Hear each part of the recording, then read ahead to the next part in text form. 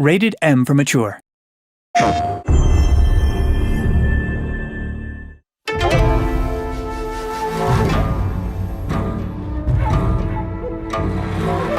My dear sister, 2 months have passed since my last letter.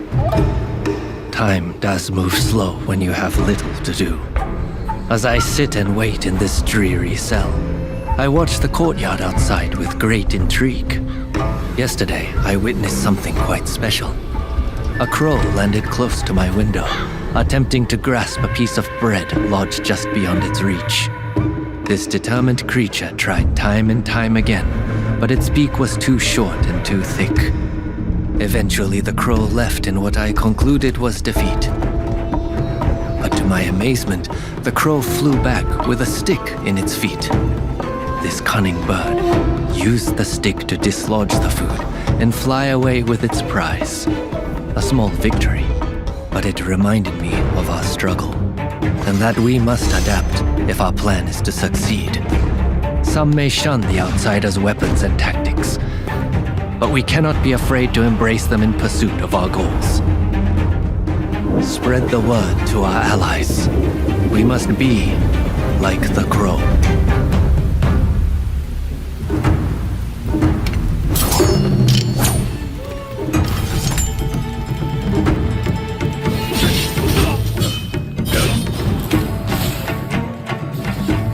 Action remains at the core of Rise of the Ronin.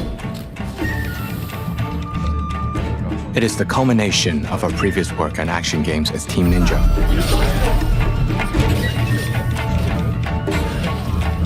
Team Ninja's action is known for its high speed and difficulty. We feel it's part of the player's expectations as well.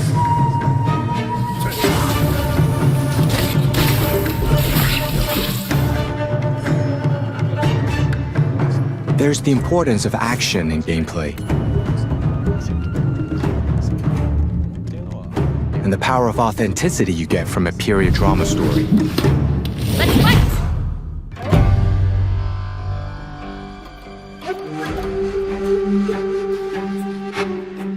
Whilst I was visiting places such as Shokusenjuku or Meirin-gakusha, I realized how locals were truly dedicated to their studies at the time.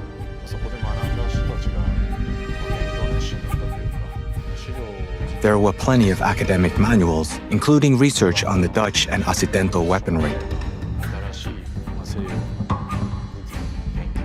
At a time when Japan was isolated and people couldn't access any information from the rest of the world, it was incredible to see the amount of foreign information, worldly cultures, and teachings they were studying.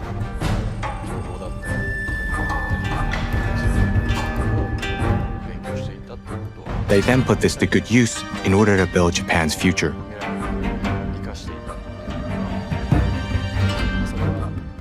I believe we managed to convey that in Rise of the Ronin as well.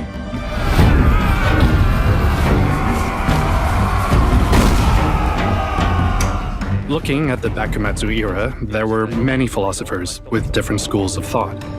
They can be split into pro- and anti-shogunate ideologies. These ideologies fought and contrasted with each other. The goal was to look at how this fight would translate in the action, which weapons and fighting styles would be adopted, and first of all, why that fight was happening. Ready yourselves!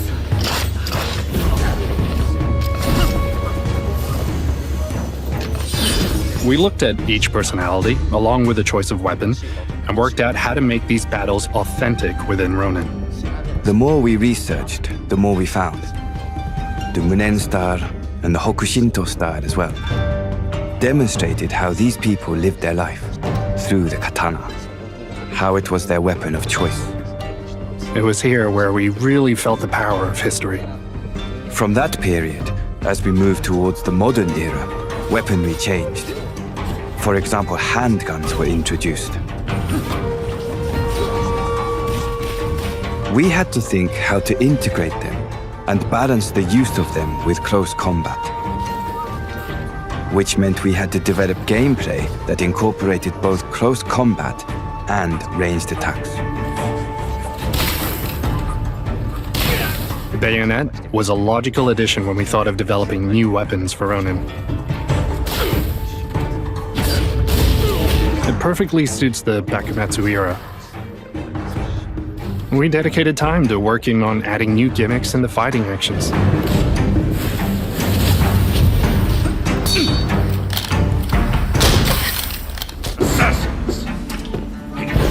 This game is completely original. As an action game, I believe that it wasn't necessary to make the game resemble a history textbook.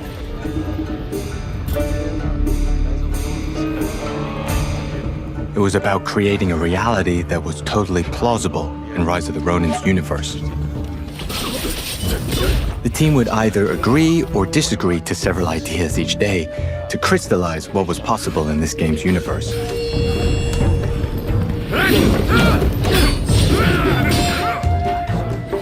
When it comes to action, first I look at something that is humanly possible.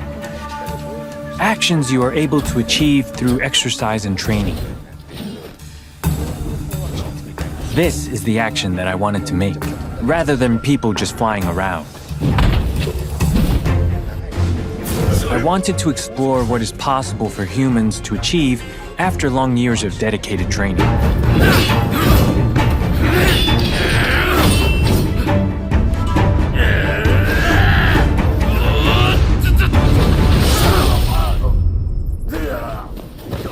I know. Tag along with me, will you?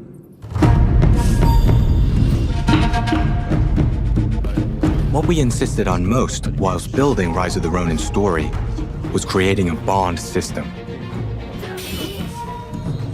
We looked at the bond you create with other historical figures.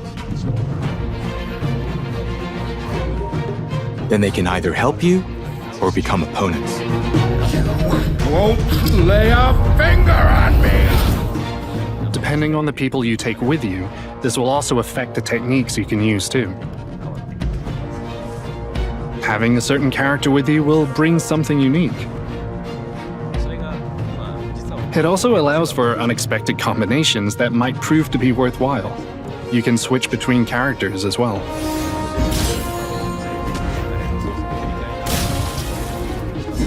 It was a lot of work to create the system, but it was definitely the right thing to do.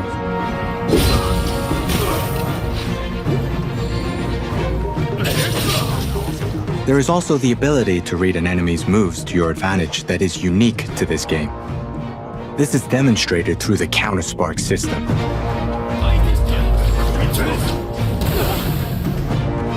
Actions used based on the opponent's moves. It needs to be used with precise timing, and you have to be able to predict your enemy's moves.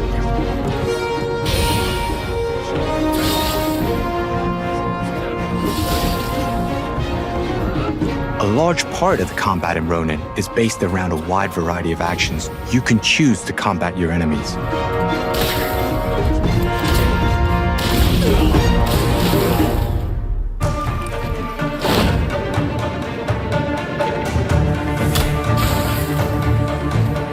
It was essential for us that the player gets positive feelings from the action, to feel the battles, and for the enemy actions to look cool.